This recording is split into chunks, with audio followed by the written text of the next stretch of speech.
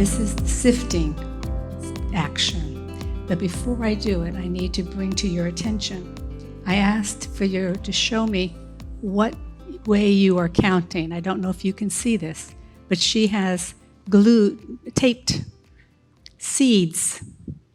Everybody can find a way to count the Omer. She has got seeds and then a special large one for the Sabbath. This is Miss Ruth. Simple as can be. All right? There are many ways, and I want to see how you're doing yours. Good. And I asked you last week to pay attention to the 40th day. Was anyone able to do that? Great. Now I want to confess, I could not imagine not having him around. I found myself talking to him all the time, and then I have to say, wait a minute, got 10 days, he's not over here. I'm trying to make it 10 days until Shavuot. And I have a hard time because I'm always talking to him. So I don't know how they handled it. Don't know how. Therefore, we will get on. So I want you to remember, if you have any questions, you contact me at the email address if you want details on my free Zoom or if you want to purchase the book. And if you have the book, open it to lesson chapter 12. All right? At the end last week, we asked the Lord, what preparations must I do? Isn't the wedding celebration next? Well, congratulations. This is the last preparation action. This is the final process, and it's called sifting. It is a sixth agency. Sieves are the tools used, and you'll see them at the bottom of the picture over here on the right. He's using a sieve. We will once more begin talking about the agricultural aspect. Sieves were used to separate the flour particles and remove all the clumps. They're not permitted. If you're a baker, you know that. The flour may be sifted many times by the temple priest, and each sieve would become smaller and smaller holes to make it finer and finer. Some sources say that the sifting continued until no flour adhered to the temple treasurer's hands when he plunged them into a bowl. Now, look at you. Who is the temple treasurer in your life? The Lord, of course. He determines if you need more sifting or not. So, once more, it is necessary. The Lord must separate.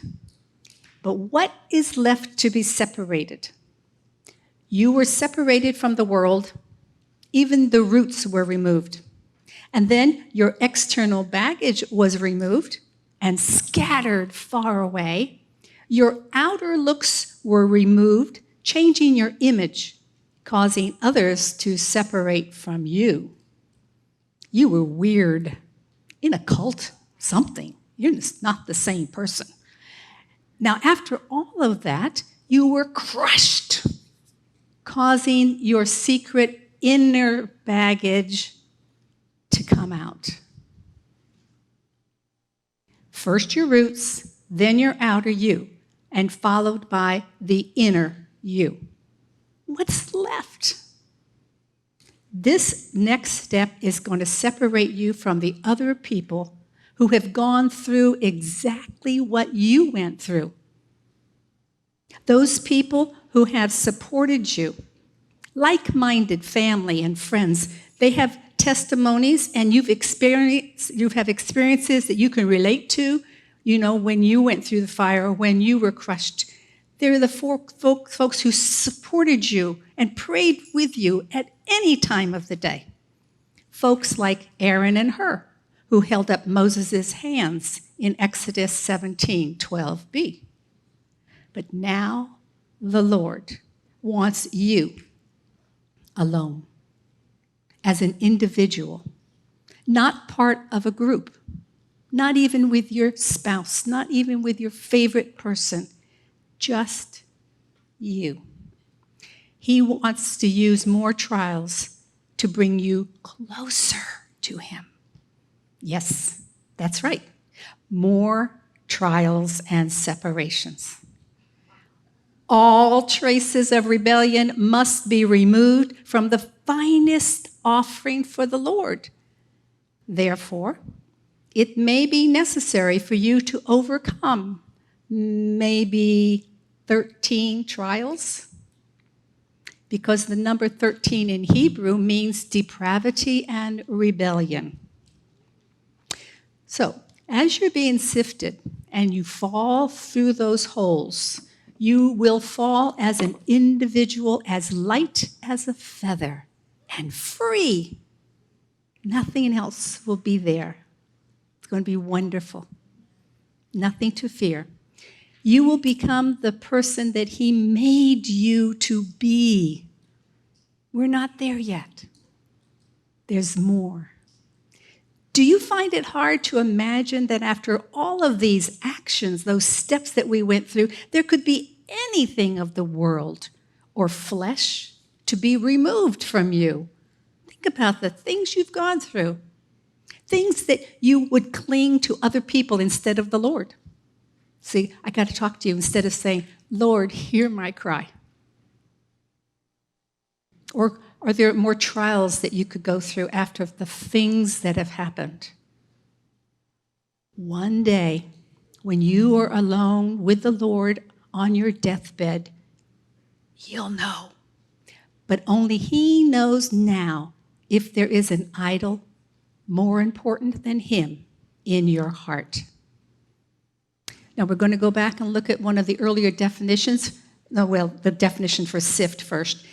Hebrews 5:130. It means to quiver, to lift up, move, offer, and perfume. Perfume. How can sift mean perfume?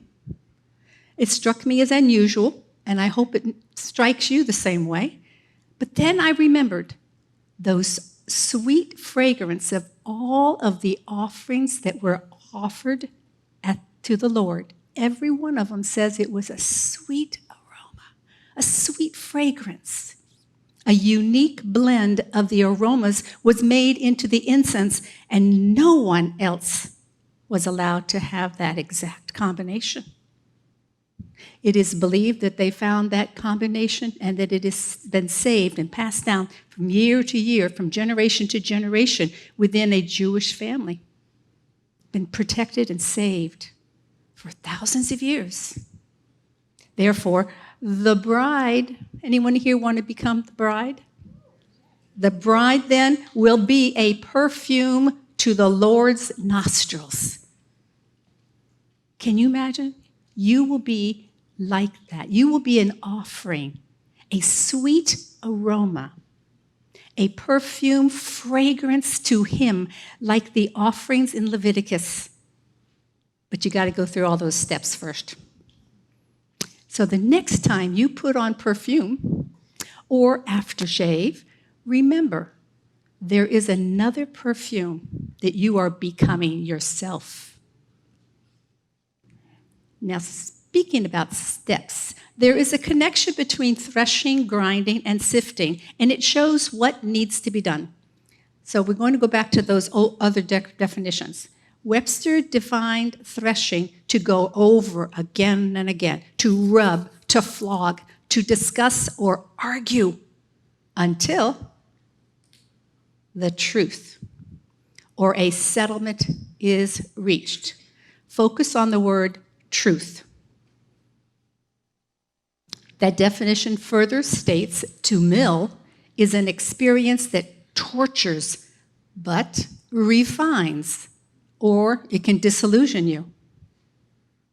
Focus on the word refines.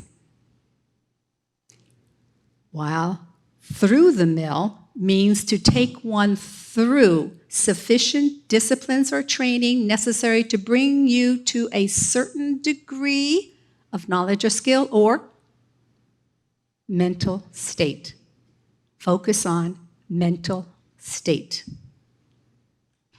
The truth in you must be changed. It has to be refined again and again. Why are you? Why? Who and what made you who you are today? Is it okay to say, this is just the way I am, get over it, as an excuse for something that you have done or said? Is it the truth from your past that has made you, you? Maybe the truth from your worldly college studies or the experiences, have they made you, you? Remember, you need more of him and less of you in order to fit into your bridal garments. Now, is when the Lord is dressing the bride in wedding garments of white linen, without spots or wrinkles. But what are those spots and wrinkles? Perhaps the spots and wrinkles were exposed and removed by all of those agencies that we went through. By the agency of sifting, they're finally gone. Perhaps they were the words spoken over you or about you, and you thought they were really true, but they weren't. Perhaps they were the lies you believed were truths, and now, as the Messiah's bride, they're gone. And only the true you exists to put on that wedding garment. To be sure, it's here, your mental state that the Lord wants to refine, the battleground in your mind. 1 Peter 1:7 in the Amplified says, so that the genuineness of your faith may be tested. The genuineness of my faith? Well, faith also means Truth, truth. The genuineness of your truth. It's until his truth is reached in every part of you. If your mental state, your truth, that which runs around in your brain, is it going to change? If your faith, his truth in you is real, genuine. You got it? Is it real? Yes, it's true, the Lord loves all people. But he is searching for the finest of the fine to be his bride. And that requires separations and changes, using tests and trials just a little at a time. You would never survive all of it at once. It's his grace and his mercy that keeps you. It's his love. It's time for truth or consequences. Are you ready? Ask yourself, is my faith, my truth, a word or is it an action? Will his truth be reached in me? Are all those lies deleted from my life and my mind? Ask yourself. Will others be idols in your heart and mind where only he belongs? Ask yourself. Will the relationship you have with the Lord today be enough to see you through what's coming? Ask yourself. Or will you stop after being harvested or threshed or winnowed or heated or ground? When it comes down to the end, will you choose the Lord over everything and every person? Will you stay through the final sift to release that inner you that the Lord created you to be? Or will a heavy burden cause you to turn away from the Lord? Even when you're so close to the end, will you give up? You are called to be his favorite perfume. You will fill his nostrils, just as the Lord filled the nostrils of Adam. Just the same. He gave him life. And that's what the Lord has for you, eternal life with him. Please stand and face Jerusalem. We will count the blessing. Today is another Sabbath. Ready? Begin. Baruch atah Adonai Eloheinu melech haolam asher kitshanu b'mitzvotav v'tzivanu al sifarat ha-omer. Blessed are you, O Lord our God, King of the universe, whose commandments add holiness to our lives and who gives us the command of counting the Omer. Today is 42 days, which is 6 weeks and 0 days of the counting of the Omer. Remember that the commandment says, do not come empty-handed to any of the Lord's feasts. So come, bring something for others.